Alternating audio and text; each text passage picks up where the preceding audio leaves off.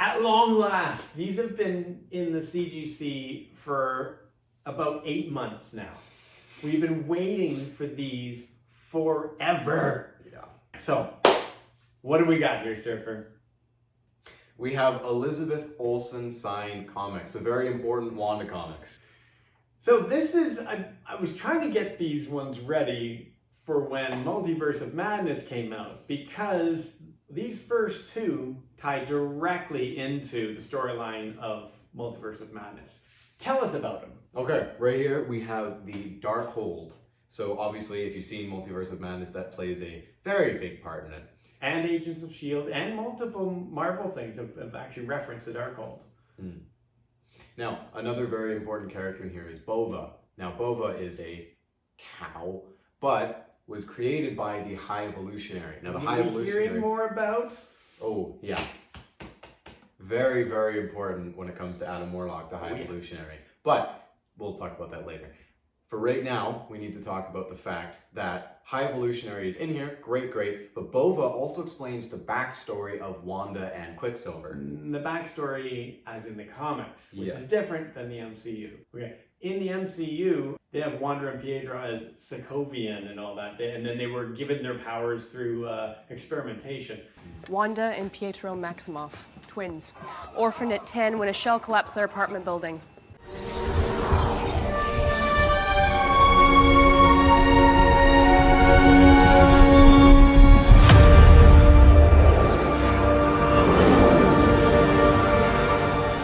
Not so. They're mutants.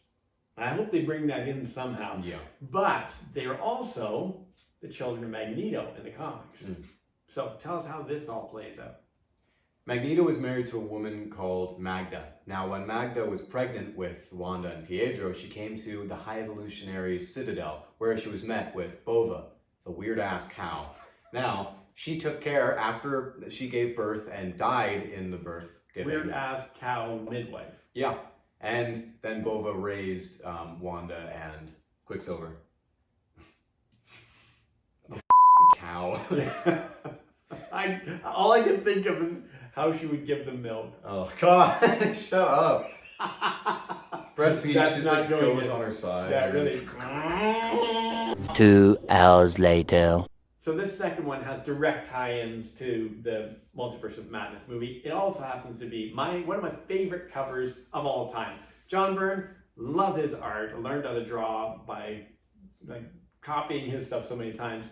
This one I ended up using even the pose in that multiple times in various things.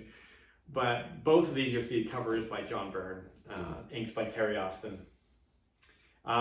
So what did they take from this, or what's important about this one? Well, as you can see here, Crazy Wanda fighting the Avengers on top of Wundagore Mountain. So if that name sounds familiar, it's because in Multiverse of Madness, that's where Wanda was hiding. That's where she had this whole castle, the Wundagore Mountain, where she used the Darkhold and fought Doctor Strange. So just like the events in this comic here, except it's not the Avengers. Yeah. So what else we got here? All right, next here we have Avengers 104. Now this is the death of Larry Trask. So obviously there are some Sentinel appearances in here, and the... God, I hope they bring your Sentinels into the MCU and do them right. Yeah. Oh, so good. Yeah. I can't wait to see some good Sentinels. The only good Sentinels we've seen were in the X-Men cartoon. We gotta see some in the MCU movies. Another really important key issue here. I actually had a hard time getting that one. What is that one? We have the giant-sized Avengers number 4. Now, in this is the marriage of Wanda and Vision. So very, very important. It also has a Dormammu appearance, which is a character I really like. Yay, yes. And if that's not enough, there's also appearances from Agatha Harkness, Kang the Conqueror, and Immortus. And if anybody knows who Immortus is, his name is Nathaniel Richards. Sound familiar? He's also Kang.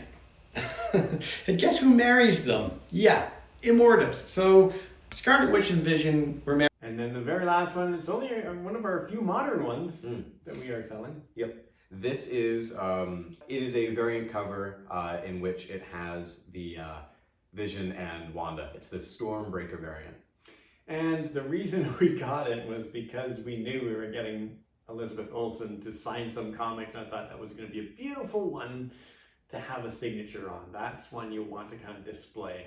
Yep. It's not really about the value of the comic. I mean, Elizabeth Olsen's signature is ridiculously expensive. Yes. Makes the comic expensive enough already. Breaking the bank right here. Yeah. So I mean, you could get her to sign a piece of paper or a photograph, and then it's worth hundreds. So it's not really about the value of the comic itself. That's a display piece for sure. And there, I mean, it's also got some nice clear areas where she had signed, so that it's got, you know, great shelf display value.